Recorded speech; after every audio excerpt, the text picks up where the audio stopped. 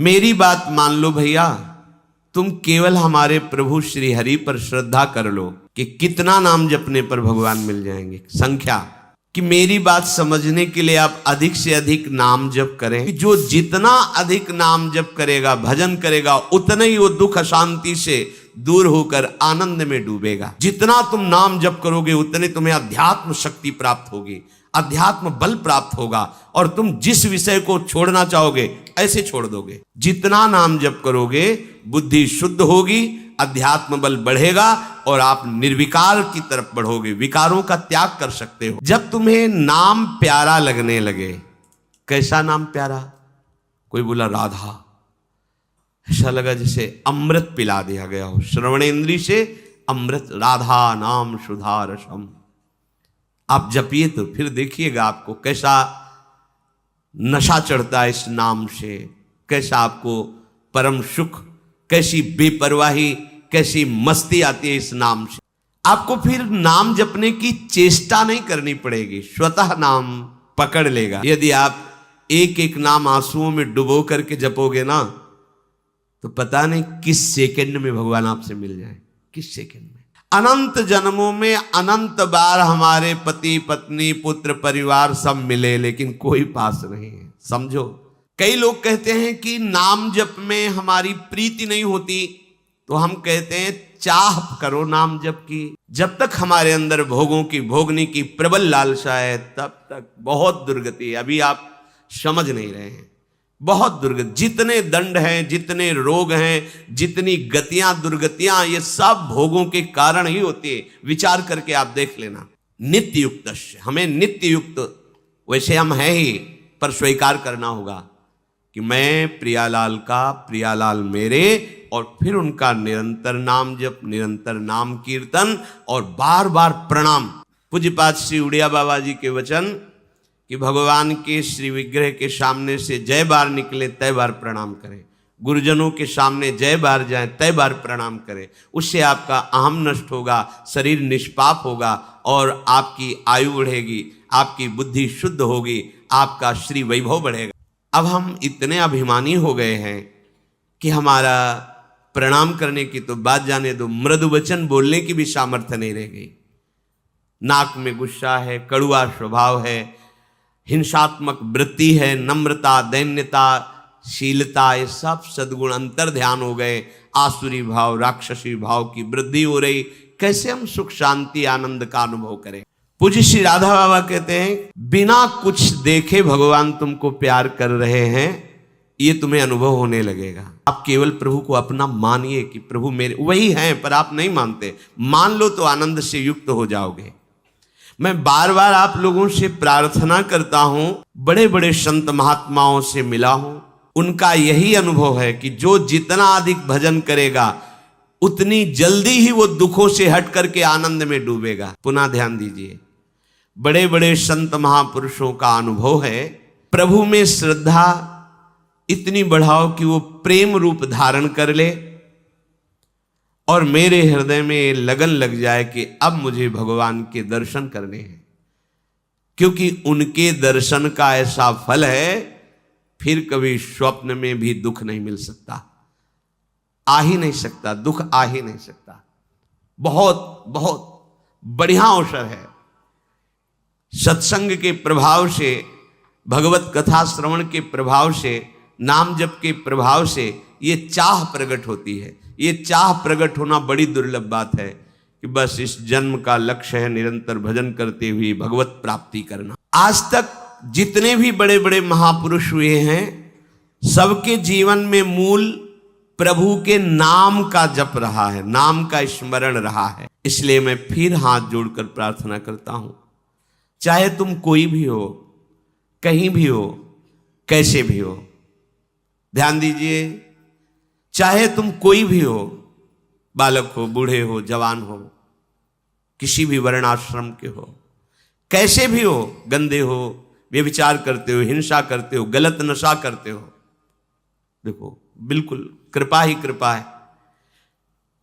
बस तुम एक बात मेरी मान लो, फिर तुम सुखी हो जाओगे। क्या? तुम मन से भजन नहीं कर पाओगे, तुम वाणी से भजन करना शुरू करो। राधा वल्लभ श्री राधा वल्लभ श्री राधा वल्लभ राधा राधा राधा राधा राधा राधा राधा राधा राधा राधा राधा। आप सोचो कि मैं मानसिक जप करूं, उसके लिए एकाग्रता और पवित्र हृदय चाहिए, वो इसी से हो जाएगा, इसी से प्रारंभ हो जाएगा मानसिक जप। आवश्यकता है अधिक, जब जरूरत हो तो बोलो, नहीं तो कम बोलो, व्यर्थ में मत बात करो, नाम उच्चारण करो, तुम्हारे ओंठ हिलते रहने चाहिए। वो एक अवस्था होती है जिसमें परावाणी में नाम समा जाता है। ये वैखरी है जो हम बोल रहे हैं, वैखरी है। परा मूलाधार केंद्र में जाकर के, जहां से वाणी का प्रकाश होता है, वहीं जाके नाम बैठ गया। आप तो जपना थोड़ी है, अजपा जाप, निरंतर भजन होता है। परा पश्यंती मध्यमा वैखरी। तो पहले उपासक को, कोई भी हो, कैसा भी हो, कहीं का, आप व्यसन नहीं छोड़ पा रहे, नशा नहीं छोड़ पा रहे, गंदी बातें नहीं छोड़ पा रहे, चिंता मत कीजिए। बलशाली होंगे तो अपने आप ये सब छोड़ देंगे। बल क्या?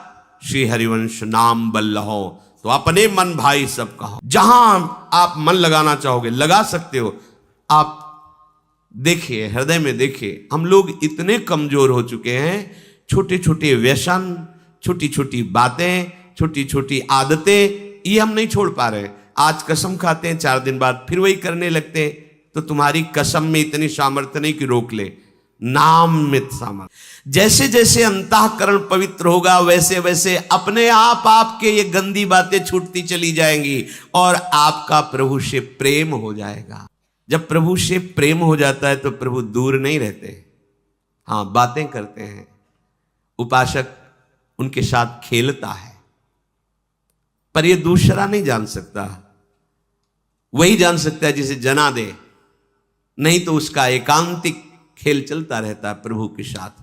छिन छिन रुदन करंत, छिन गावत आनंद भरी, छिन छिन हार हसंत, यह जो कृपा हरिवंश की। वो अपने प्रभु को लेके कभी हंस रहा है, कभी प्रभु को रिझाने के लिए गा रहा है, कभी नृत्य कर रहा है, कभी उसका भाव लगा तो चिल्ला चिल्ला के रो रहा है, कभी समाधिस्थ जैसा पूर्ण कृतकृत्यता का अनुभव किए हुए शांत बैठा है। ये भाव दशाएं आने लगती हैं। किनकी?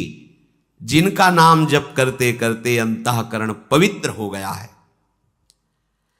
जब तक ऐसा हृदय में भाव ना आवे, तब तक तुम्हें हठ करना पड़ेगा, जबरदस्ती जिद्दी स्वभाव रखना पड़ेगा। राधा वल्लभ, राधा वल्लभ, राधा वल्लभ। मन कह रहा है नहीं, ये देख लो, ये सुन लो, ये चख लो, ये छू लो, ये भोग लो, कुछ मैं नहीं सुनना, जिद्दी स्वभाव, राधा राधा राधा राधा। जैसे भी हो, अधिक से अधिक आप अपनी जिह्वा से नाम जप करें। प्रभु की कृपा आपको कैसे संभालेगी ये खुद आप वर्णन करेंगे आगे चल करके।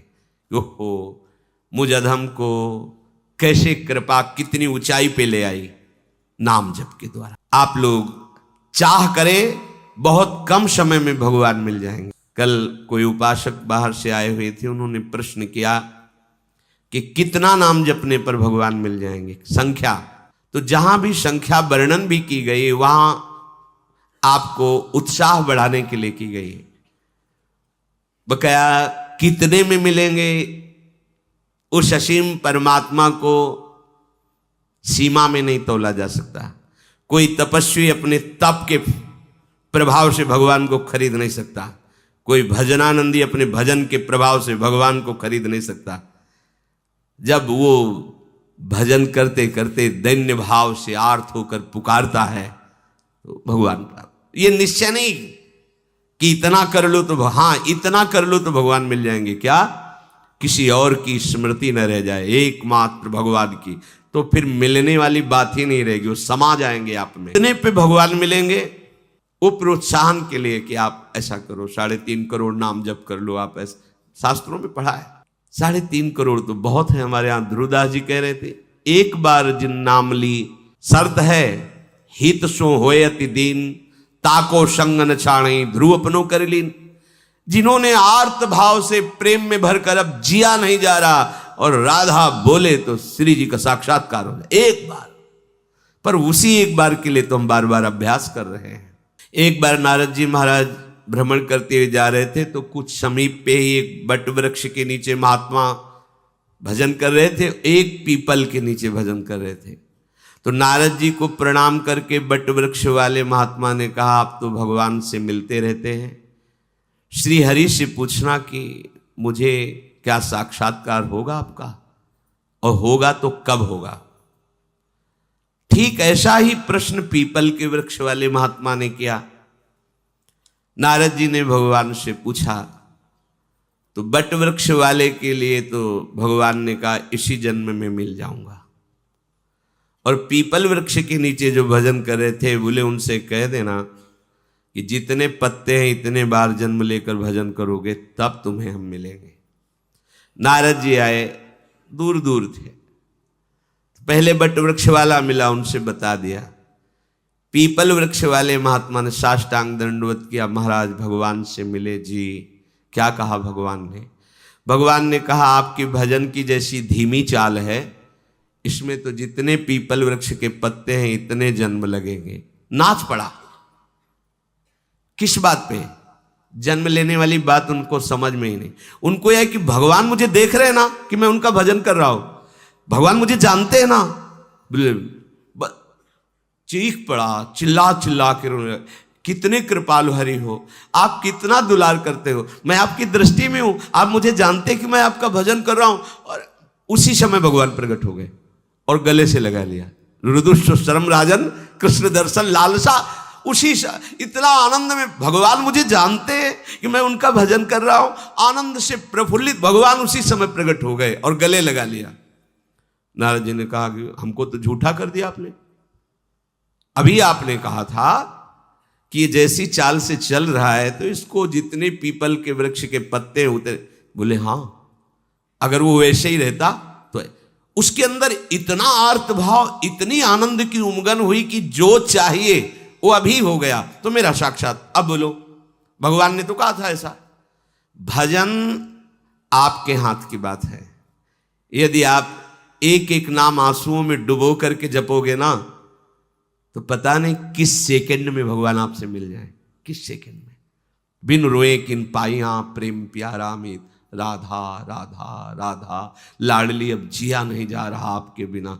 तो फिर लाडली जो करुणा समुद्र है वो कृपा करके आपके मानस पटल पर पधारेंगी, हृदय रूपी निकुंज में खेलने लगेंगी, नेत्रों में समा जाएंगी। इसीलिए तो हमें निरंतर भजन करने का अभ्यास करना है। स्मर्तव्या सततम विष्णुर विस्मर्तव्यो न जातुचित, सर्वे विधि निषेधा स्यूरेतयोरेव किंकराहा। बस हमारा एक ही कार्य है, स्मर्तव्या सततम, सतत अपने प्रियतम का स्मरण करना। अब थोड़ा कठिन बात हो गई, ये जप के परिणाम है, जप जिह्वा से उपांशु से, लेकिन स्मरण अलग चीज हो गई, याद में बैठा है उनकी। जैसे कोई दिल को मसला करे, शायद इसको ही इश्क कहते हैं।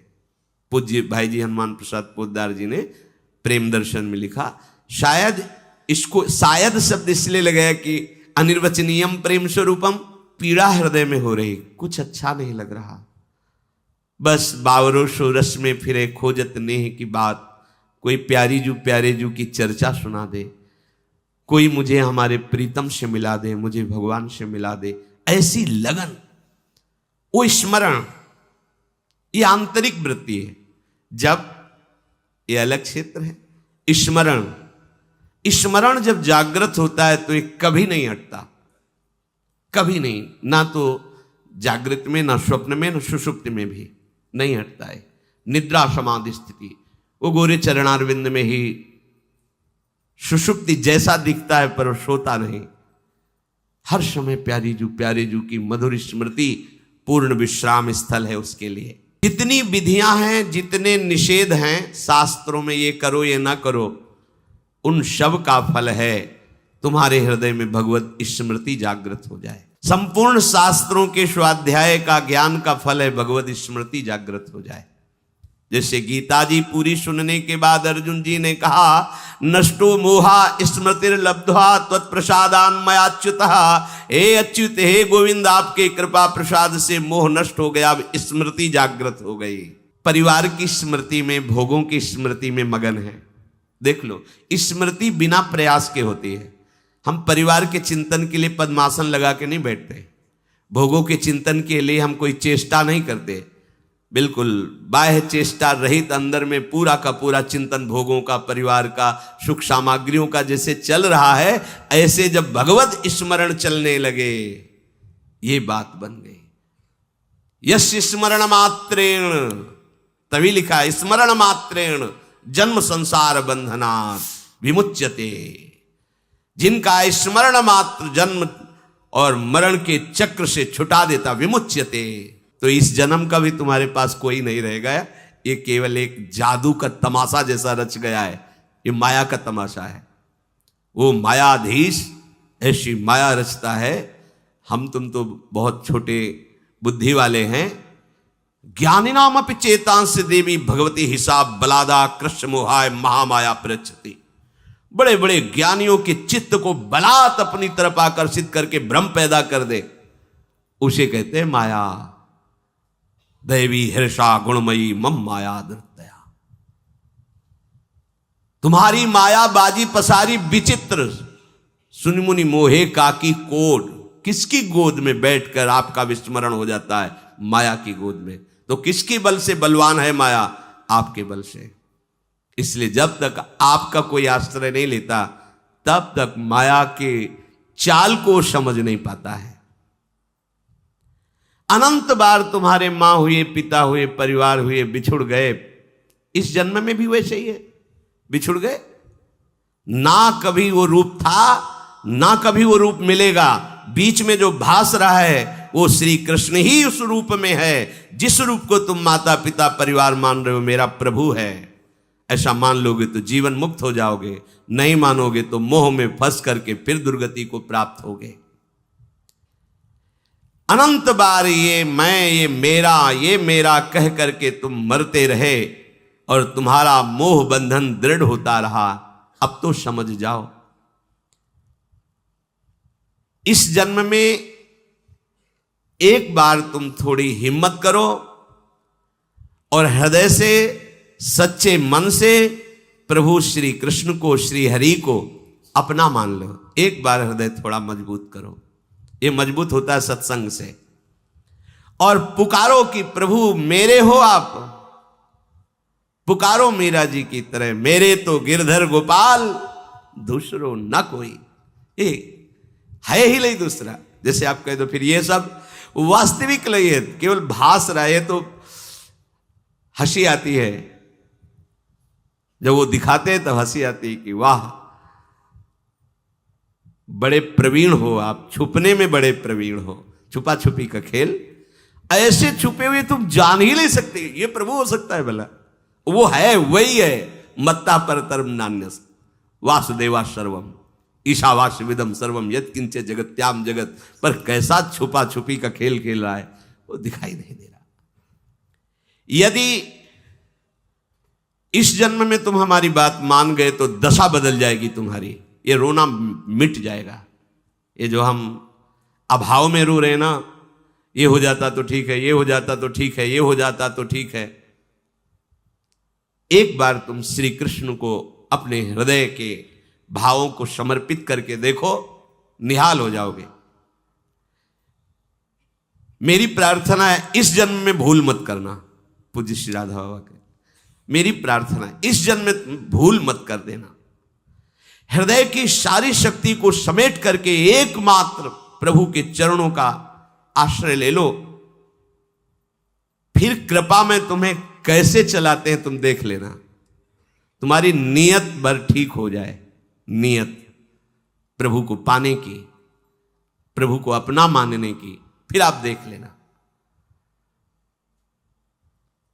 इसलिए मैं अंतर हृदय की बात तुमसे कहता हूं कि प्रभु के बिना तुम्हारा दुख, तुम्हारी अशांति, तुम्हारी समस्याएं कोई नहीं हटा सकता।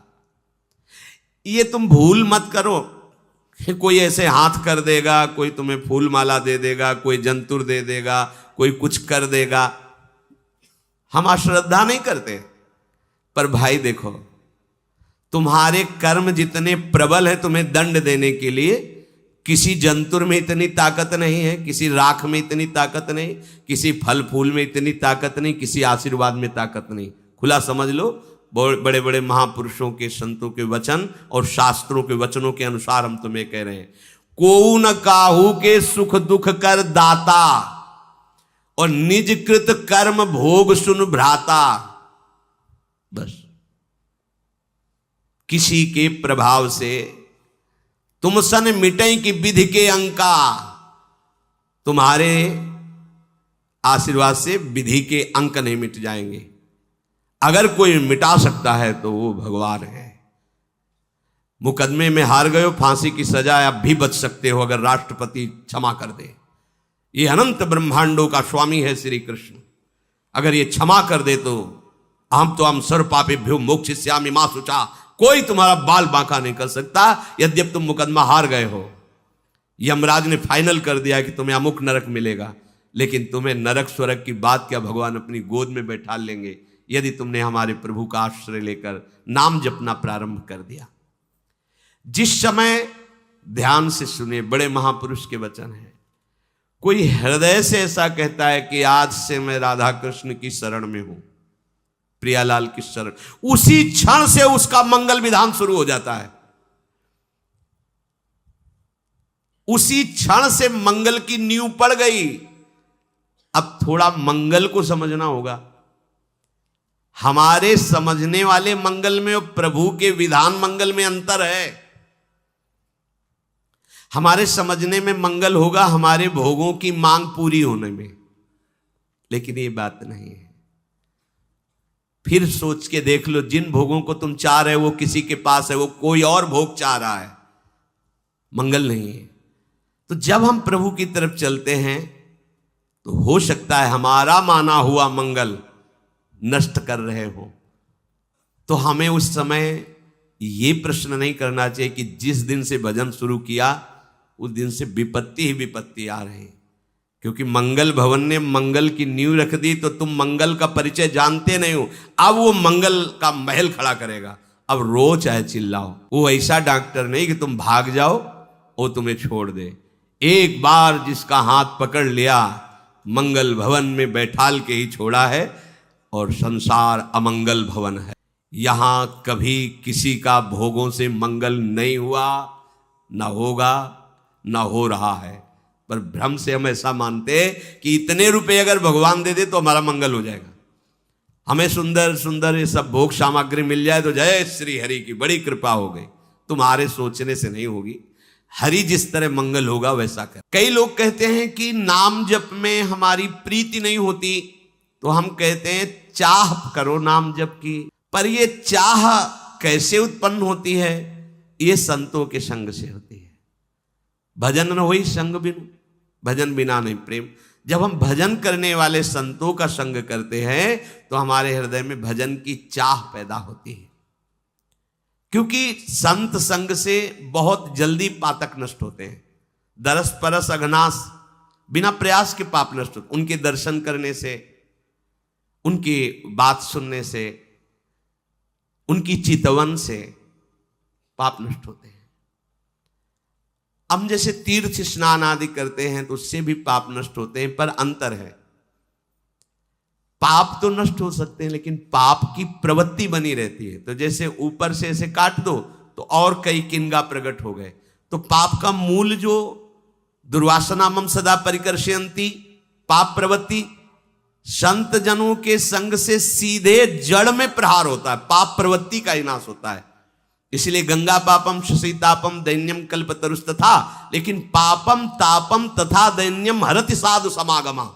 यदि भगवत प्रेमी संतों का संग मिल जाए तो पाप ताप साप सब नष्ट हो जाते हैं। कोई भी चाह जब तक संसार की है तब तक असली भजन की चाह नहीं प्रकट होती है। बोले ये तो बाबा जियों के लिए है भजन की चाह, हम तो भाई गृहस्थ, हमें तो भोग चाहिए ही। देखो, चाहिए नहीं तुम्हें, बात समझ लीजिए। तुम्हें सुख चाहिए, तुम्हें शांति चाहिए, तुम्हें आनंद चाहिए, तुम्हें मृत्यु नहीं चाहिए, दुख नहीं चाहिए, अशांति नहीं चाहिए। बोलो सबको यही चाहिए ना, तो ये यहां नहीं है, ये प्रभु के यहां है। प्रभु के नाम में, प्रभु के रूप में, प्रभु की लीला में, प्रभु के धाम। अब आपको चाहिए, ये ढूंढ इधर रहे तो कैसे मिल जाएगा? तो बोले फिर हमारा जीवन कैसे चलेगा? तो इस भजन का प्रभाव ही ऐसा है कि ये जितनी भोग सामग्रियां तुम चाह रहे हो तुम्हारे पीछे डोलेंगी। अभी तुम समझते क्या हो? ब्याज में तुम इस लोक से परलोक तक सम्माननीय हो जाओगे। सारी सुख सिद्धियां तुम्हारे चरणों में, मूल में भगवान मिलेंगे। हरिवंश महाप्रभु के यही परलोक। भला कसम दिलाने की क्या थी जरूरत?